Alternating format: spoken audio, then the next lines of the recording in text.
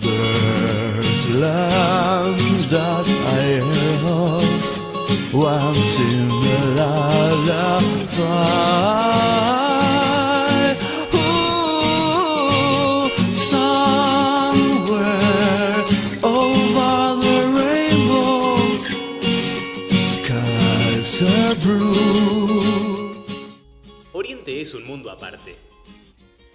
Un mundo donde no se anda tan a las corridas, donde las amistades no son descartables, donde no todo se mide en tiempos y en resultados.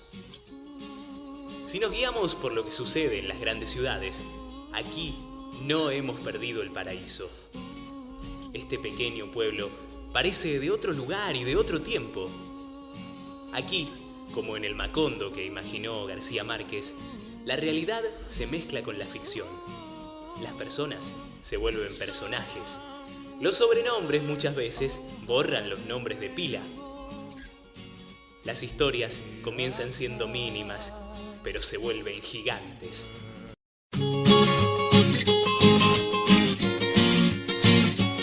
Hola, buenas tardes. Mi nombre es Facundo Villar. Soy nacido en la ciudad de Oriente, nacido y criado. Viví hasta los 18 años, que luego me fui a estudiar a Buenos Aires por 5 años, la licenciatura en finanzas. Y bueno, en los últimos 11 años he vivido en el exterior, en la ciudad de Toronto, Canadá.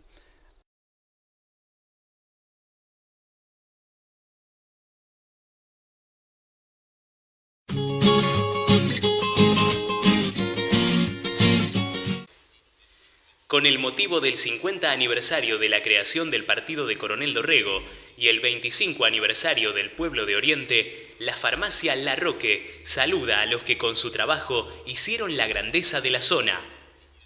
Oriente, diciembre de 1937. Ravioles y salchichas todos los sábados. Haga sus pedidos con anticipación en la Despensa Maciel.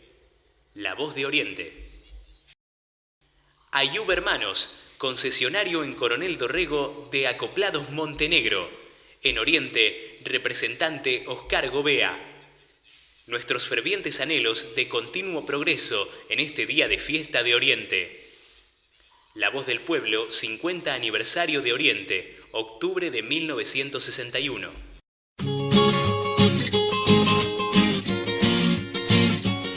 A los 18 años decidió irse a estudiar a Buenos Aires.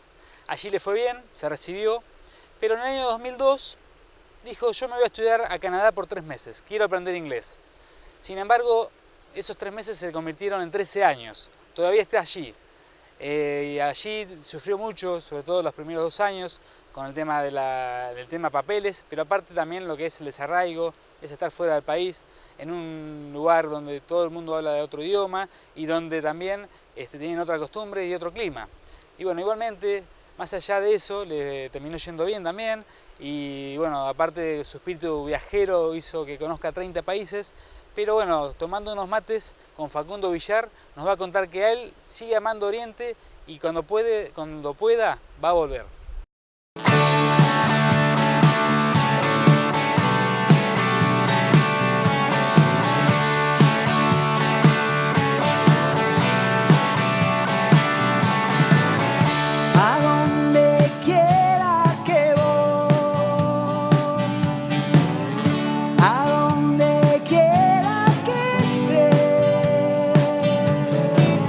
Bueno, antes que nada quiero agradecerte por todo esto. Es muy lindo verte después de tanto tiempo. La gente no sabe que nosotros somos muy amigos, convivimos mucho tiempo en la ciudad de Buenos Aires. Todos los fines de semana yo iba a la casa de él a cocinarle, ¿sí? Y a mi hermano también. Y a Seba, y se formó una hermosa amistad, que tengo unos recuerdos hermosísimos. En todas esas reuniones venía mucha gente de Oriente, mi hermano, el Teto, el Peludo, Parolo, un equipo divino.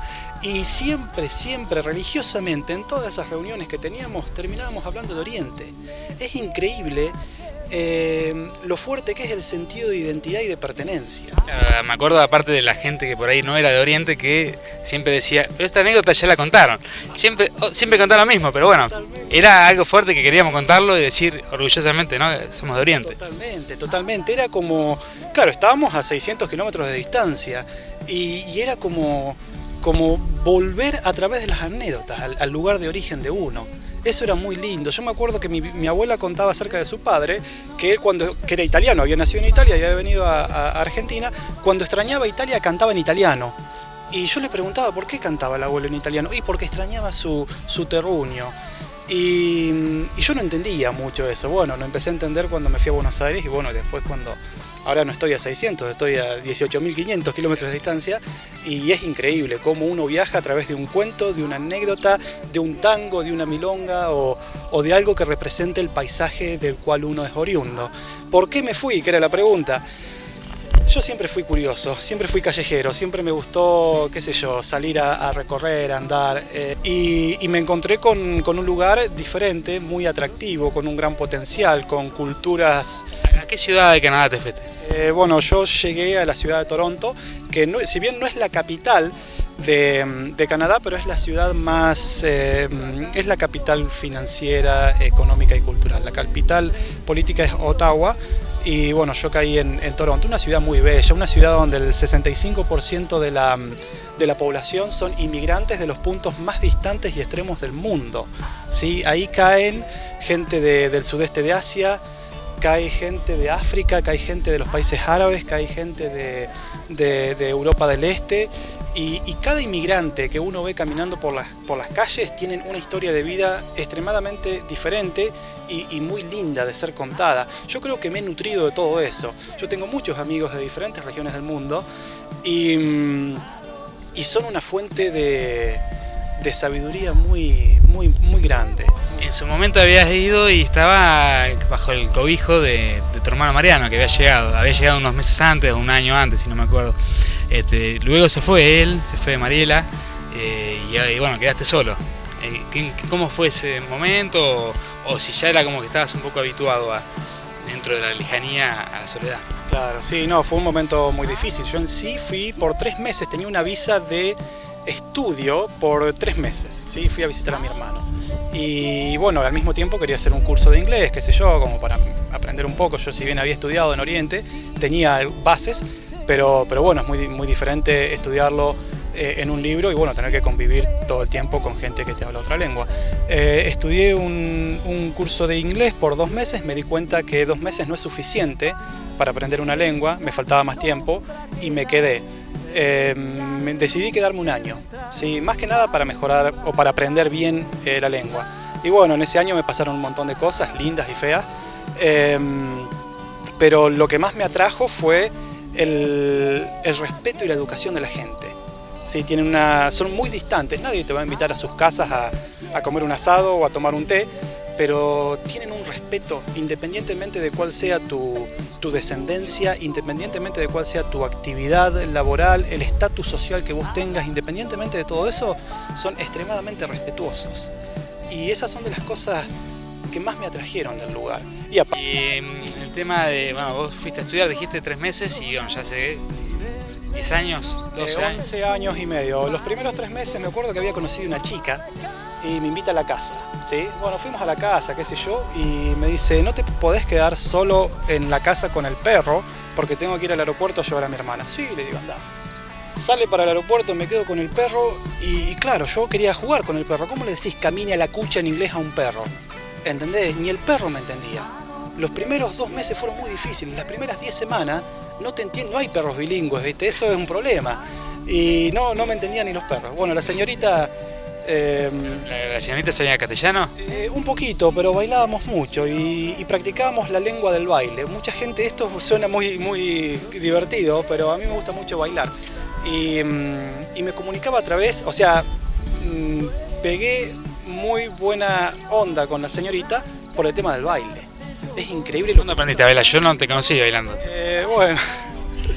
No, tomé clases de baile cuando llegué, qué sé yo. Era más importante para mí el baile que el inglés al principio. Después me di cuenta que no, que tenía que aprender inglés para...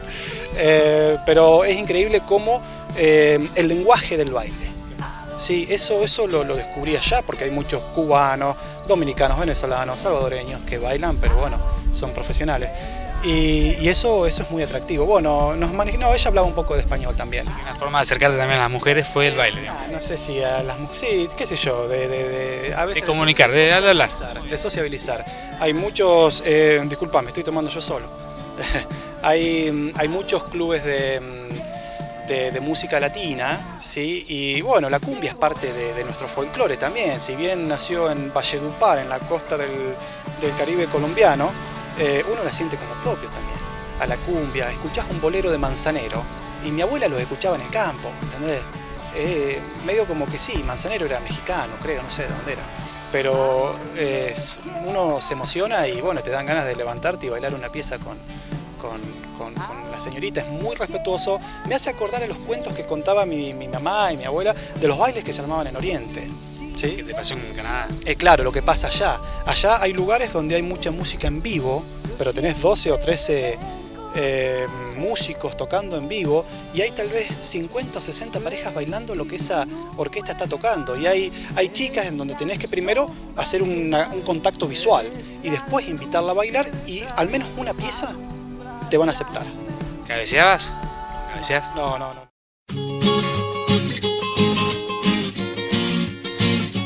Lo más difícil de la vida de Facundo durante estos años fueron los primeros, en donde como cualquier inmigrante tuvo la difícil tarea de obtener los papeles que le permitan ser un habitante más, que tenga derechos, que pueda usar los hospitales, que pueda usar los distintos servicios públicos y que pueda estar tranquilo sin miedo a que lo deporten.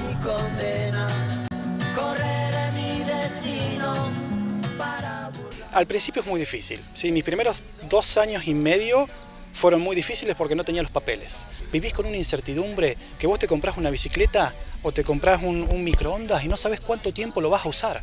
Sí, porque te pueden deportar en cualquier momento. Yo tuve visas que la iba prolongando, le iba extendiendo. Visas de estudio, digamos. Exactamente, visas de estudio, pero llegaba un punto en donde Migraciones te dice, no, mira, escuchame una cosa, vos no podés ser un estudiante eterno. O te vas, o bueno, otra opción no me daban la opción de irme. Pero bueno, yo en forma paralela apliqué un proceso de residencia permanente. Sí, en donde si vos eras joven, si tenías un título universitario, si sabías inglés y francés y bla, bla, bla, bla, encaminabas un proceso, si eras aceptado, por supuesto, en donde al término de 24 meses te daban la residencia permanente canadiense, que con eso sí te permite trabajar y estudiar y tener los mismos derechos y obligaciones que puede llegar a tener un nativo. Bueno, encaminé ese proceso, que se demoraba 2 años, pero en forma paralela tenía que tener un estatus. Y yo no quería caer en ilegal, así que tenía las visas, que le iba pateando, a los 16 meses me dicen, no, andate, ya está, ya estuvo, ¿viste? No te podemos seguir extendiendo las visas, así que bueno, estuve 7 meses de ilegal, ¿sí? Hemos pasado por todas las instancias y todas han sido enriquecedoras en su momento. Vivir con incertidumbre debe ser de las cosas más feas que te han pasado, porque te levantás a la mañana y no sabes si te van a meter preso y deportar, o si vas a llegar a tu casa para tener una cena con mi hermano en ese caso y mi cuñada Mariela, o con quien sea, ¿sí? Yo siempre digo que hay 2 tipos de inmigrantes: el inmigrante con estatus legal y el inmigrante con estatus ilegal. La persona ilegal, pobrecitos, no te das una idea lo que sufren. Se cortan un dedo y no pueden ir a un hospital porque puede que sean deportados y viven con miedo. No debe haber peor cosa que convivir con el miedo. Y hay gente que ha sido perseguida políticamente o religiosamente, o han tenido problemas de marginación, ¿sí? Y no quieren volver a sus países de origen, no quieren volver, se quieren quedar y viven escondidos y laboralmente tienen que trabajar under the table, se dice en inglés, que trabajar en negro, ¿sí? En donde si a vos tu empleador no te paga, vos no tenés ningún derecho de nada, de reclamarle nada a nadie, porque no tenés estatus. Y bueno, y por supuesto ¿cómo se dice? Te pagan muchísimo menos de lo que puede llegar a cobrar una persona con papel. No podés reclamarle. No podés reclamar nada, hay muchos abusos también, eso uno lo ve, pero bueno, están contentos al menos de que no están en Nicaragua o en Guatemala o en El Salvador o en República Checa o en Croacia, que la han pasado muy mal. ¿Argentinos, por ejemplo? ¿Viste uno? Sí, hay muchos argentinos. En sí, en Canadá hay 500.000 de hispanos y argentinos somos 5.000.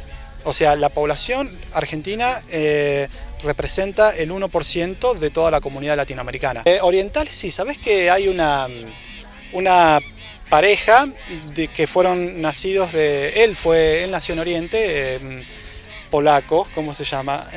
Luis Polaco, ¿sí? Familiar de Mario Polaco, de todos los polacos de acá, del Oscar. Ellos nacieron en Oriente y a los 20 años se fue a Canadá, lo he visto en varias oportunidades. Han charlado de... Sí, también. La persona, él me decía, él en 30 años o 40 años creo que vino 2 veces o 3 veces, y él me decía, y se le llenaban los ojos de lágrimas cuando me decía eso. Mi pueblo es Oriente y va a ser toda la vida Oriente. Y yo tengo los recuerdos más lindos de mi infancia, de mi adolescencia, de mi juventud. Por eso cuando una persona desarrolla ese sentido de identidad y de pertenencia, por lo general no la perdés nunca. Y después podés estar en los lugares más bellos del mundo, en las playas más lindas, en los ríos más lindos, pero te vas a sentir que no son tuyos, que son prestados. Sí, lo vas a disfrutar, vas a estar en Cancún. Es lindo Cancún para estar 5 o 6 días o una semana, pero no es tuyo, no te pertenece. Yo prefiero venir acá, al río, que esto sí es mío. ¿Entendés? Y te pone contento, a mí por lo menos, ver la cantidad de gente que había recién.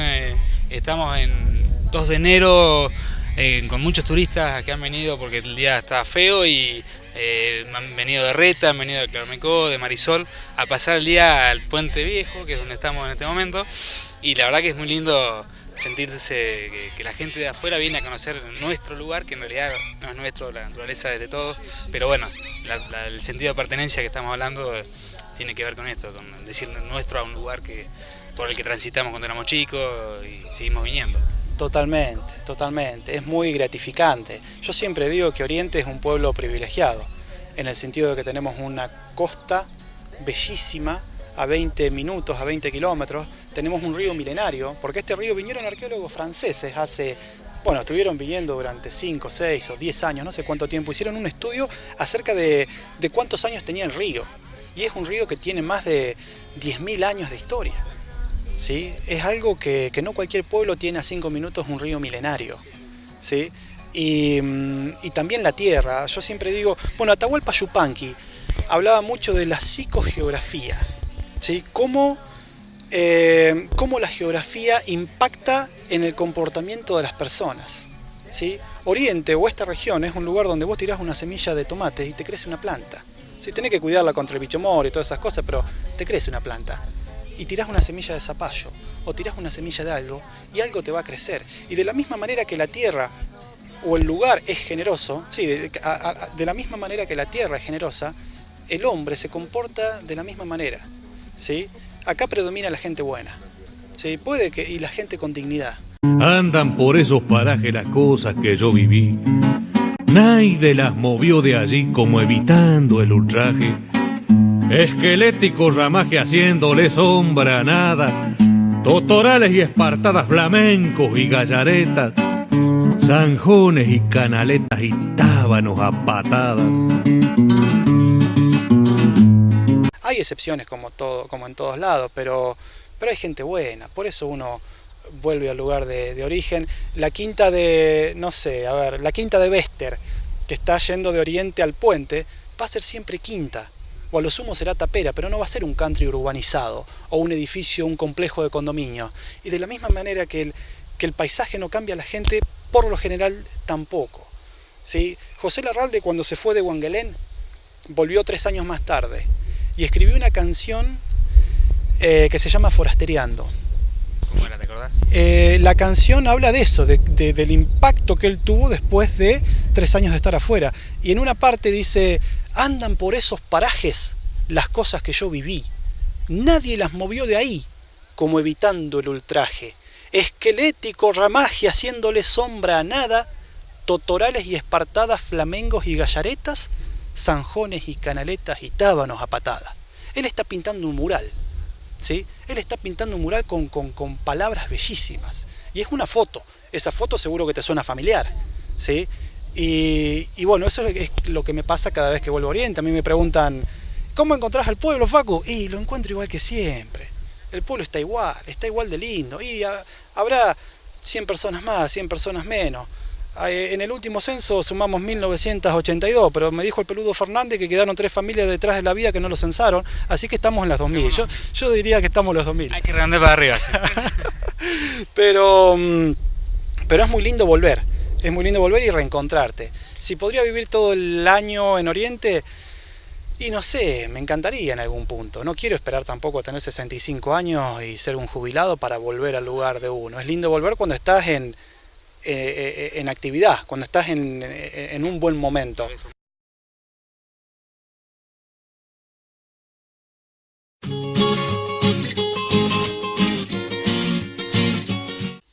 50 años de esfuerzos y la historia de un pueblo en marcha hacia un porvenir venturoso.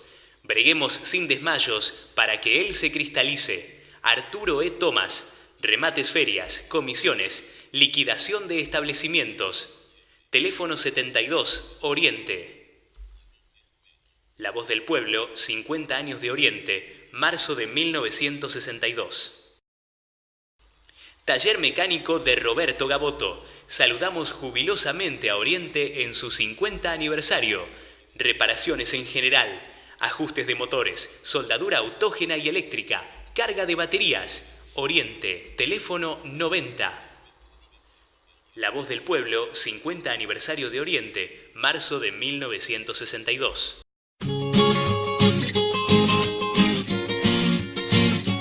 El 24 de marzo de 1976 fue un día que marcó un antes y un después para nuestro país. Ese día comenzaba un proceso que dejó numerosas marcas para Argentina. Entre ellas se puede contar el Mundial de Fútbol del 78, pero sobre todo hay que recordar, creo yo, la Guerra de Malvinas y el desastre económico y social que terminó dejando. Más allá de eso, nosotros vamos a recordar lo que sucedió con un vecino de Oriente que fue secuestrado, que fue arrastrado delante de sus padres y que, bueno, nos va a contar cómo fue que logró salvarse de la muerte, cómo fue que logró sobrevivir durante esos días y qué es lo que piensa hoy, 38 años después, y cuál es la autocrítica que hace de ese momento histórico. Comunica a la población que a partir de la fecha el país se encuentra bajo el control operacional de la Junta Militar. Se recomienda a todos los habitantes el estricto acatamiento a las disposiciones y directivas que emanen de autoridad militar, de seguridad o policial, así como extremar el cuidado en evitar acciones y actitudes individuales o de grupo que puedan exigir la intervención drástica del personal en operaciones. Firmado Jorge Rafael Videla, Teniente General, Comandante General del Ejército.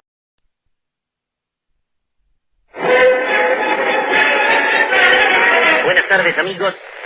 Aquí las primeras informaciones para este boletín. Buenos Aires, una junta de comandantes asumió esta madrugada el poder en la Argentina. Tanques y tropas del ejército con pertrechos de guerra ocuparon el casco céntrico de la capital federal. Según trascendido, la expresidenta era conducida a la residencia del Mejidor sobre la cordillera de los Andes, en la patagónica provincia de Neuquén, a 1700 kilómetros de Buenos Aires. Vine por primera vez a los 4 años. Mi padre vino a hacer mi padre sí era nativo de acá del pueblo. Vino a hacer un domingo igual que yo. Domingo. Y vino a hacer, pero ya de 4 años no me acuerdo nada. Después vinimos en el 59, cuando se vino a hacer el frente de la Asociación Moreno, Antonio Moreno. Ahí mi papá hizo el frente. Era albañil tu papá. Era albañil. Toda la familia de Benga. Toda la familia albañil. Acaba de recordar que de Domingo es hermano de... De Crique, de Antonio, de mi tía Rosa, que es la única que vive de los 11 hermanos. 100 años tiene la tía. 100 años. ¿Y cómo es? Y bueno, después familia de los Crespi, los Bacani, porque la madre de los Bacani, y de los Crespi era Mena. ¿Y así que estuviste cuánto tiempo en ese interín, en el 59?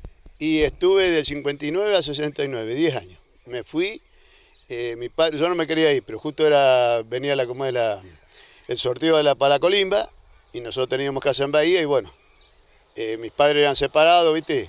Así que agarré y no tuve más remedio que irme a Bahía. Y me quedé... No, me salvé por número bajo. Tuve esa suerte. Que mi viejo siempre me viste los viejos, si hubieras hecho la colimba, otra cosa hubiera sido. El típico dicho. Claro. Y bueno, ¿y después volviste a Oriente? En el 93. En el 93, así que ya estamos 21 años que estamos acá nuevamente en el pueblo. Un oriental más. Un oriental más, sí. Con decirte, Patricio, que nunca cambié el cambio de domicilio para venir. pero agarré las épocas que no se votaba, no había elecciones. Siempre venía algún fin de semana a visitar mis familiares, mis amigos, pero bueno, siempre el tiempo era corto, porque tenés que darte una semanita por lo menos para visitarlos a todos. Te digo, los abuelos míos vivían donde vive ahora Susi Cotter, y los bisabuelos donde vive Polaco. Ahí eso era Antumini, y la otra parte era Mena y Tumini. Claro, o sea que es una familia oriental histórica. Sí. El abuelo compró cuando se remató para Pueblo. Después al año y algo, casi los 2 años, empezó a hacer la casa. Y los hijos a la par. Y bueno, la intención tuya bueno, fue volverte a Oriente, ¿por qué motivo? Sí, atendeme, yo no quería venir a Oriente. Yo tengo alguna propiedad en la zona del Pena, en Bahía, y era de hacer unos departamentos y alquilarlos, ¿viste? Para las personas así que van por salud y eso. Y bueno, mi esposa pues ya había venido 3 o 4 veces y no, vamos para Oriente, que es más tranquilo. Nosotros habíamos tenido un negocio en Bahía y 2 veces lo fue bastante mal, ¿viste? Y entonces, bueno, empezó a buscar más tranquilidad. Y bueno, ya cuando vine, ¿viste? El primer tiempo, te digo, Patricia, que andaba mal, ¿viste? Claro, uno en la ciudad salía todos los días acá. Y acá salía y me metía de una cocina a la otra. ¿Viste? Que eran todos, tengo muchos familiares, pero... Y después sí, ya después agarré la pesca y... Empezaste a construir, bueno, todo el negocio que tenés acá y aparte de una casa. Y sigues trabajando de albañil también. Sí, todavía algunas cositas, pero ya menos, ya casi nada. Y como es, así que vinimos por ese motivo, compramos acá y los anclamos acá. Y acá los movemos para Santa Marina derecho.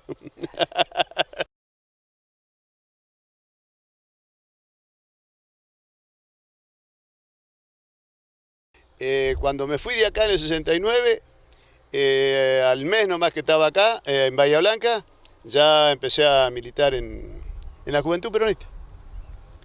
Y bueno, luchamos ahí, y íbamos yo le decía, yo soy de la Universidad de la Calle, pero iba a la universidad, ¿viste? A las asambleas de los alumnos, ahí siempre, ¿viste? Algunos teníamos la posibilidad de sacar a alguno que veíamos con condiciones, y lo daba bolillo, lo sacábamos.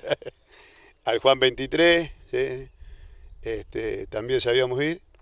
Y bueno, esa fue la militancia. Ya después de entrado el gobierno militar, estuvo secuestrado. ¿En el 76? En el 76, 92 días, en el 5º Cuerpo de Ejército de Bahía Blanca. ¿Te acordás cómo fue? ¿Qué día? Sí. Y cómo es, así que ahí tuvimos unos cuantos días, bastante mal pasada, ¿viste? Recién le estaba enseñando al Palo un diario de uno de los que estaban de los represores, ¿viste? Que eran los que te cuidaban cuando estabas adentro, porque había estado dividido en 3 grupos, ¿viste? Uno era el grupo de tarea, que era el que chupaba a la gente en la calle, lo entregaba a otro grupo para que te interrogaran, torturaran, todo lo que hicieron, ¿viste? Y después el otro grupo, el que daba el visto bueno si había que salir o quedarse del otro lado. ¿Cómo fue el día que te secuestraron? ¿Vos ya sabías que estaban secuestrando gente? ¿Estaban informados? ¿Se podían esconder? ¿O cómo fue lo... Sí, no, lo sabíamos porque ya habían caído unos cuantos compañeros, ¿viste? Inclusive la escuelita la estrenó un muchacho del barrio, que lo vi después de 37 años ahora, en agosto pasado, que fue el primero que fue a la escuelita. Claudio Collazo, ese militaba en el peronismo de base y ese fue el primero, y era del barrio nuestro. Así que el barrio, a pesar que era chico, dio bastantes cuadros políticos. Del barrio fuimos secuestrados 3. ¿Qué barrio me dijiste, Don Bosco? Villa Miramar. En ese tiempo era Villa Miramar, ahora es que todo Bellavista. Porque era ¿Estaban en tu casa?